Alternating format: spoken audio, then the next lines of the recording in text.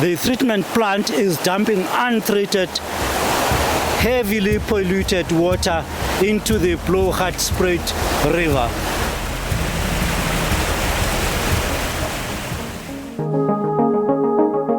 The collapse of wastewater treatment works on Gauteng's Wasteland has seen cascades of raw sewage seep into crucial water sources, farms and homes, threatening the livelihoods of everyone around these crucial river conduits. And the blame lay squarely with Mogale City municipal officials for failing to act. It took one man to uncover the true source of the region's unbearable smell. That's our specialist investigative journalist Sikonathi Mantshantsha, and he's just been granted the prestigious Taco Kuiper Award for investigative journalism for his efforts.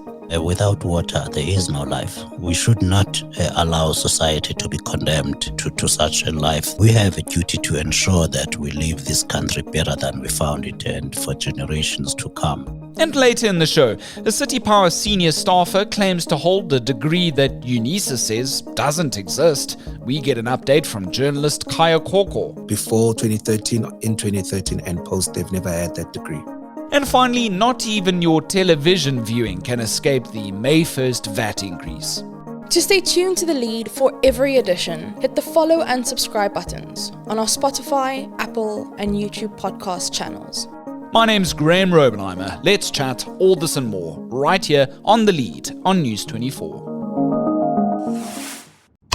Streams of raw sewage have been polluting the Gauteng Wasteland's critical water sources, such as the Vaal, Crocodile and Blougatspruit rivers leading towards the Hartbeespoort Dam.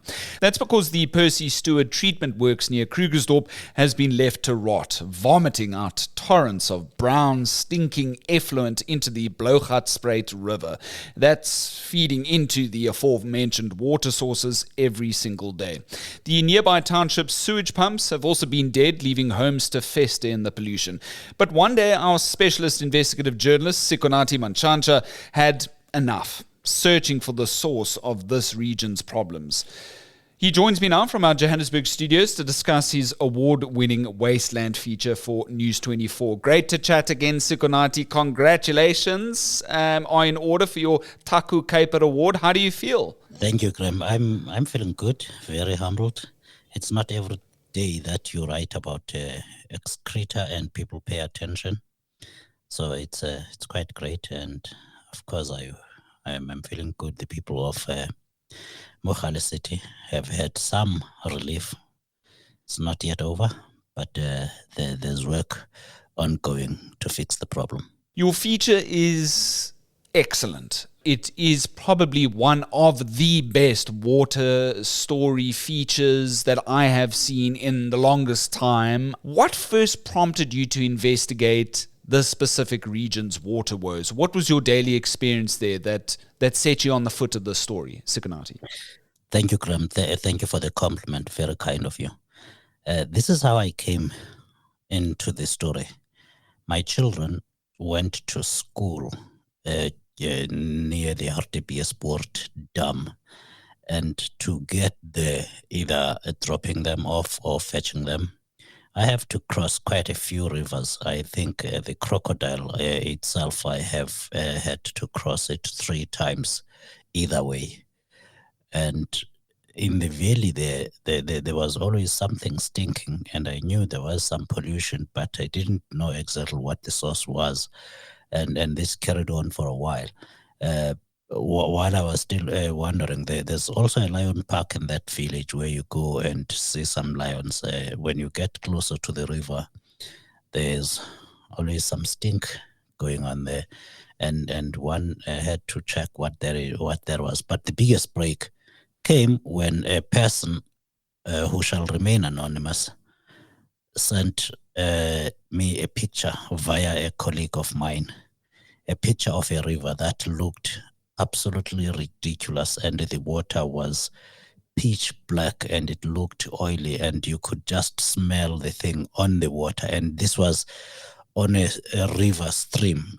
So I contacted the original, the person that had actually sent the photograph to my colleague and asked, where on earth is this river? How do I get there?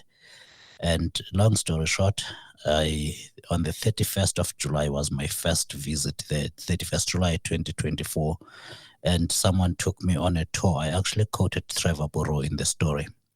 He took me on a tour to show me not only the river, but also the townships surrounding, or rather one township, Mantsiville, upstream from that point where the photograph had been taken.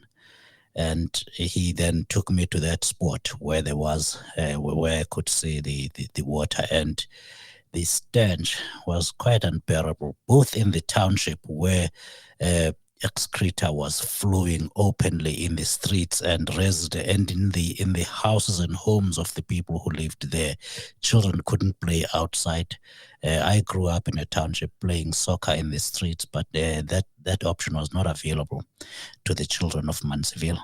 That option was not available to the owners of the house. And in the veld behind the pump station and the township there, in my hunting grounds in Davidton on the East Rand, I used to play again in the veld a lot of games, and that option was not available to the people of Mantsiville. So I went and checked it out, and long story short, I went back again to on another day because I wasn't satisfied that the water, I could see upstream that the water was still clean, and at a particular point the water was really dirty and stinking. So I just hiked up the river. It took about 15 kilometers of hiking to finally find the direct source that nobody could deny and direct link to the municipality. Of course, sometimes we as journalists, it takes that hike for us to be able to go and investigate these things. What you uncovered in that Mantsiville area with these non-working sewage pumps, the sewage was being pumped into just a plain hole nearby. Is that right? So the wastewater treatment plant, which was called back in the day informally a storage plant, Percy Stewart is the name of the plant. And it was releasing this untreated raw sewage through a manhole, through a stormwater drain pipe into the river. Whereas the law states that the municipality has to clean up the sewage. You separate the solids and those become manure. So if you've ever walked on someone's grass and something funny is smelling there, they've used manure from a sewage farm. That's human waste. And you then clean up the water that is left up to a certain standard that is legislated. There is a standard on which the municipality has to clean the water to the natural level where it can be released back into nature, into the river streams, or back to dams for us to drink again. They were not doing this. They were actually releasing the raw sewage with the solids into the river, and a huge stream gushing thousands of liters per second into the river, and that's what had polluted the thing all the way downstream, all the way to the Hartbeespoort Dam and through the Sterkfontein Caves, which is a World Heritage Site, UNESCO World Heritage Site. Sure, unbelievable. And that particular water treatment works. You can see it's been left to decay for the longest time. I've toured one or two in the past myself, better running facilities. This looked as if it had not seen any maintenance for decades. Has there been any update as to what Mogale City municipal officials have done there? Is it working again? Are there any plans on the horizon here, Sikonathi? So when I got there, Graham, I then looked around and saw that the place indeed is exactly as you describe it. I went back and searched and checked with the municipality, but also did my own research and realized that the municipal council, the Mogale City local municipality, had taken a decision to stop maintenance and not spending a cent on maintenance 5 years earlier, which meant if anything broke, then it was left to its own devices, which was then resulting in pump stations, not sewage pump stations not being repaired when they broke, and that therefore couldn't pump the into the river, into the plant, and was flowing throughout the townships, not just Mansfield, but I went to Azadville and Kagiso and found the situation really terrible. After our reporting, which of course, in the course of the work, I also hiked downstream and visited farms and businesses downstream. You know, farmers have got security issues, so they are not always welcoming because they have been victims of crime on too many levels. But there was one business, a fish farm, a trout farm, Brookwood Estate. They were very welcoming. They just said, come in. And of course, their business is welcoming people every week to go fishing there. They were not shy to show me how their business had been destroyed, how their dams had been poisoned and polluted, and they are 40 kilometers downstream from the source of the effluent. Now that tells you everything in between, including irrigation farms, including wildlife. There's a national park there, right at the edge of the farm, right next to the Percy Stewart wastewater treatment works, where you see wildlife such as our beautiful springbok and other beautiful creatures that are now being condemned to drinking this poisonous water. There were no birds in the river. There was absolutely nothing. There were no frogs whatsoever. All life had been destroyed. And at this fish farm, they gladly welcomed me in, this family, and showed me the plight of the farm, which had been built over a period of 30 years from nothing, and had been now totally destroyed. It had been employing at some point at its peak, it was employing about 15 to 20 people, and was now down to 3 employees who also were on their way out because no one was coming to fish there anymore, because there was no longer any fish. Everything was dying, and we saw stinking and dead fish in the water, and they showed me where they were burying fish every day. Every morning they have to go to the dams and check.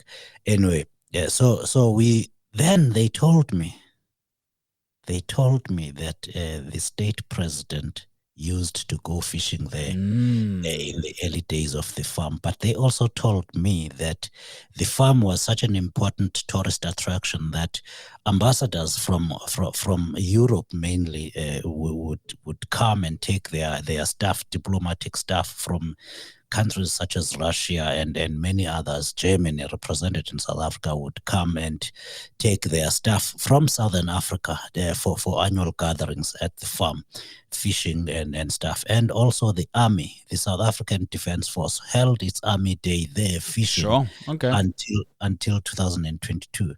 That really piqued my interest, and I searched very hard to find the pictures of the state president, Cyril Ramaphosa, fishing there. Couldn't exactly find one, but I contacted him anyway and said, hey, listen, your government has destroyed your favorite fishing spot. What have you to say about it? He tried to dispute or rather claim to not remember that farm, and it didn't take long. Really? So he couldn't even acknowledge the fact that he'd been there? In the end, it didn't take me long to show them that I actually do have the evidence that the president, and I must admit here, I wasn't dealing directly with him, and they weren't readily admitting that the president had been fishing there. They were not denying it either, but trying to be in between. When I really convinced Mr. Magwenya and said, listen, the president had been fishing there, so please go check with him whether or not he denies this. And we got the ball rolling, and the presidency really came in hard on the municipality and on the provincial government of Gauteng, and wrote a letter to the premier requesting him to help that municipality solve the problem. And it happened that the problem was that the department, the municipality, the presidency, the Department of Cooperative Governance were not really talking to one another, and the provincial government of Gauteng. So there were huge Chinese walls that prevented the people from solving what appears to not be so complicated a problem. Our reporting then pressured them to destroy the walls and be able to allocate the resources and agency that is required. So a lot of the problems have now been fixed. You go back there to Mansfield, to Kagiso, to Azadville. It's a joy. One day I was driving there in February this year. I just drove in the afternoon to Mansfield, and I found children playing on that spot where it had been, where previously it had been covered in raw sewage. They were playing soccer like I used to in my day. It was quite a moment, and I must say, it's no longer across those townships and Azadville, Kagiso, Mansfield. You don't find that kind of damage anymore. Yes, there's still work to be done. It's not that complete. There are still some homes, unfortunately, Graham, where the sewage is still flowing inside the house, really inside the house. You'd find the house flooded with lumps of from the whole township, and it had been going on like that for some 28 years now. The municipality is working on it. And they are promising me, at least at the rate things are going, by September, the flow into the pollution into the river should have been stopped. That is, if they don't stop the work they are doing currently. And of course, I'm sure you will be out on the ground again, possibly hiking up to all these various different areas to ensure that they are keeping their word. How does that make you feel, Sikonathi, as a journalist? In our careers, we sometimes get these moments where we have affected change, although we may have not set out to affect that change, but just to hold truth to power and to expose what was necessary along the way. How did you feel when you saw those children playing on that patch where they could not have played before? Graham, I have made it a point that I go there at least once a month to just go check if things are still working out well. And I do the same, of course, for Mfuleni, which is in the Val area. They have similar problems, and there again, they are on the people are working very hard to fix. And let's give credit to the Mogale City municipality, which after the pressure has actually responded in the way that we would want everybody to respond, by getting to acknowledging the problem and try and deal with it. So they're doing a good job there. How did I feel? It was very emotional when I saw those children playing there. I snapped a photograph immediately and sent it to my colleagues in the office and said, guys, look at this. These kids are playing soccer on this very spot. And my colleagues, of course, that is a very famous picture of that particular spot. They know how it looked before, and the yards next to it. They were quite impressed. It was quite an emotional moment, but even more so when I got into Gogo Hlatshwayo. Mrs. Hlatshwayo is this year turning 75 years of age. She's been living in a house that has been flooded on a daily basis with literally from a municipal pipe in her yard since 1996, she told me. When I got there and we worked on this thing, and we even threw the mayor there, I led the mayor to her yard. One day I arrived there and she said, this was in December, she said, for a whole month, this has been dry. We have not had a single drop of sewage flowing here. And she was now able to sit outside her own house, open the windows, stuff that we take for granted. It was quite an emotional moment. Having said that, Graham, I must repeat again and stress that the problem has not been solved entirely. Hence, I have to keep going there. And the municipality, as I say again, have now understood what we're trying to achieve. They hauled me over the coals in one meeting in Krugersdorp at the municipal offices, where I met the city manager and the officials responsible.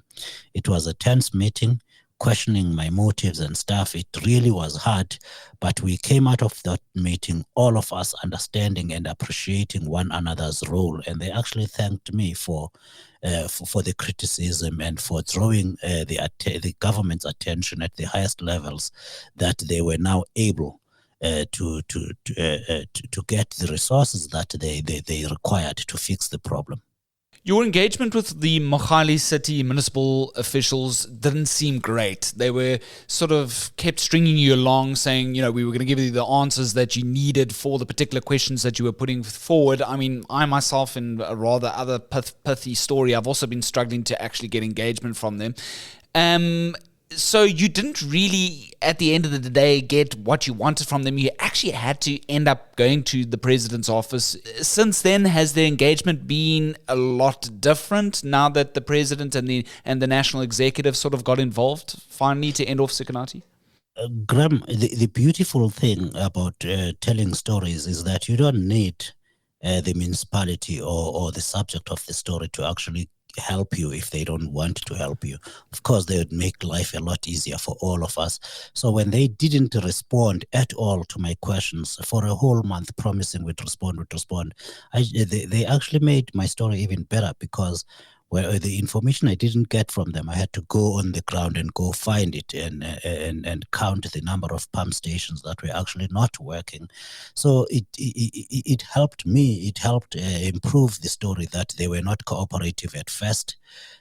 So I published the first story, and then the whole country basically, I was interviewed on radio stations and television, and so it became a national embarrassment for the municipality. They couldn't avoid me anymore. It was even better than when I stumbled upon that information about the President Ramaphosa having fished on the farm. Now we brought all those revelations, brought all the pressure to bear on the municipalities. They couldn't ignore anymore. They couldn't ignore me anymore, and they invited me in to have a talk with them, which turned out to be a huge tongue lashing from them. But it was actually a great interaction, in the sense that in the end, they understood what I was trying to achieve, and they saw the benefit for themselves in that they now had the attention of the president, the whole government, and it turned out well from there. Since then, they actually recognize News 24 as a partner, in that they are very happy to share information, give updates. So the plant looks about now 70% complete. Sure. They are working seriously to restore the operation to acceptable and legal levels. One would say this is like sort of a form of what some scholars call developmental journalism, right? You've now been awarded the Taco Kuiper Investigative Journalism Award. And tell our listeners, Sikonathi, after all of this, after all of the hard toil that you put into this story, what did you do to celebrate right at the end? I went home to sleep on Friday night when I received the award. I almost missed the award thanks to my colleague Kyle Cohen. He actually entered my story for me. I hadn't even bothered to enter. I hadn't thought about it that Good well. chap. And when he entered it, then on the day of the awards, I wasn't even going there because I had forgotten about it. But Kyle was there again, reminding me. He had entered his own stories as well, and he was the finalist. So he helped me win. He helped me win this award by just being the tenacious self and working hard. But at the end of the day, I just simply went home and slept it off, and woke up, and I didn't tell anyone in my family until only yesterday evening, Sunday evening. Well, congratulations again. I mean, I know that there's plenty of other water issues to talk about in South Africa, from the drought, the 100-year worst drought that we had seen in Cape Town, spurring on a particular day zero scenario, all the way through to the northwest out in Brits. There's particular areas I've covered there before out in Klipvoort where people drink water from the rivers. They have no other sources there. South Africa remains a water scarce country, and I know that in future journalists like Sikonathi will be investigating these things a lot more closely, right? Absolutely. I mean, without water, there is no life. We should not allow society to be condemned to such a life. That's how I grew up in the 80s, in the Transkei 80s and the 90s. No infrastructure whatsoever. Now the rivers themselves getting polluted would totally destroy our lives and indeed livelihoods. People depend on livestock and stuff like that. So we have a duty to ensure that we leave this country better than we found it, and for generations to come to find it much better than we found it. So we, as journalists, it is our duty to go out, and we certainly will. And the biggest problem in this country is actually water and sanitation, because all municipalities are in that state where Mogale City and Mfuleni local municipalities are. That's senior investigative journalist Sikonathi Mantshantsha. Thank you so much for your time. I really appreciate it. We'll chat soon again on The Lead. Thank you, Graham. Have a good one. To our trending topic now, and it's emerged the person in charge of investigating corruption, managing crucial finances, and assisting in the strategic steering of Johannesburg's ailing city pie entity was appointed to this position despite submitting an allegedly fraudulent qualification.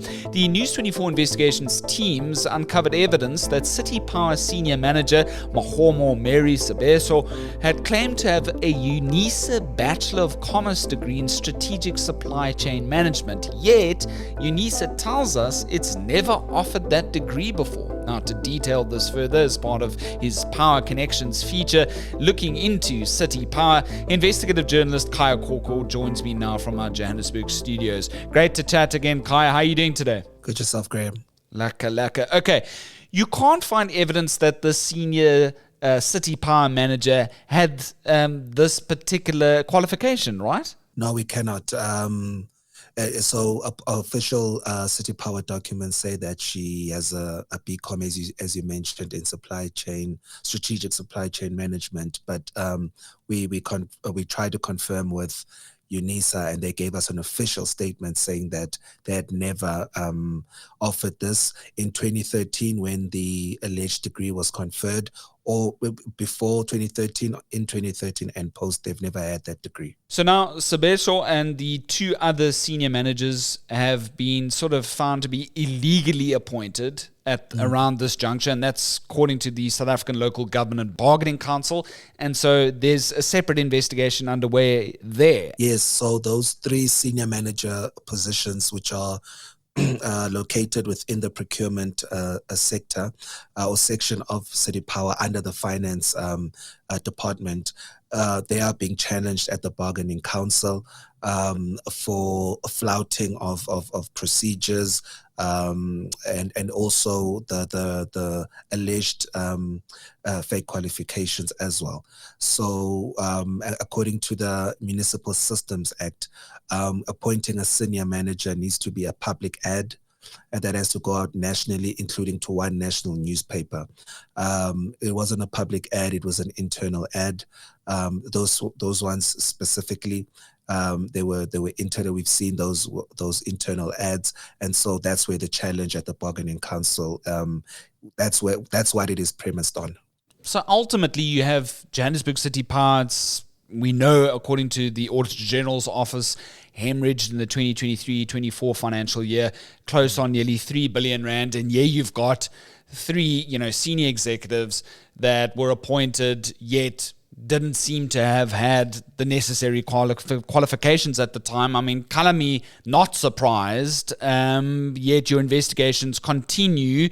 But we know that City Power has come out and has essentially, according to the media department and its spokesperson, Isaac Mangena, I remember the last time we spoke, a statement did go out a few days later conceding all of these issues, that there are these major systemic issues within the entity, but they also have their investigations that are ongoing, and potential heads may roll. Yeah, they released a statement in the first week of April saying that they disciplined and suspended or issued notices of suspensions, and as well as a few dismissals of employees, but they don't name the employees and as well as the notices of suspensions that they do. But it is important to add that, the Auditor General, in making those findings against City Power, said that, flagged the management at the entity, saying that there were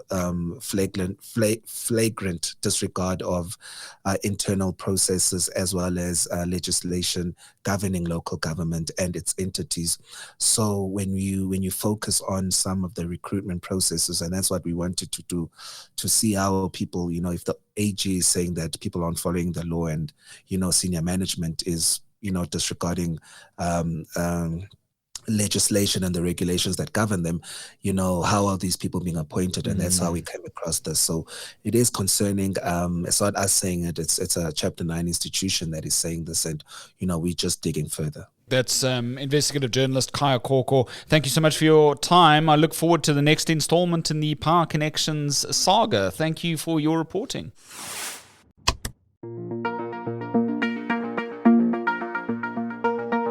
And finally, even being a couch potato is about to become all the more expensive come May 1st. DSTV subscribers are about to be hit by another price increase following April's usual fee rise. That's, of course, thanks to the 0.5% VAT surge. DSTV Premium already went up by some 50 Rand this month, taking the cost of this package to a whopping 979 Rand a month. The Compact and Compact Plus options are also around 10 and 40 Rand more expensive, respectively.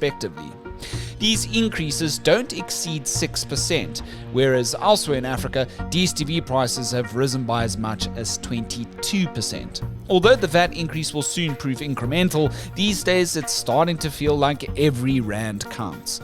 Ultimately, from May 1st, DSTV's premium package will set you back 983 randelas. Or for some of us lucky few, a full tank of petrol.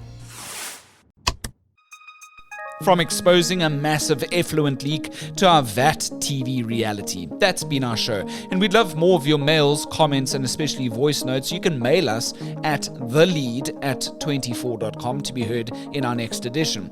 To stay on top of every edition, please hit the follow and subscribe buttons on our Spotify, Apple, and YouTube podcast channels. Daily episodes are dropping Monday to Thursday at 7 p.m. My name's Graham Robenheimer, and so long as there's news, we'll have the lead.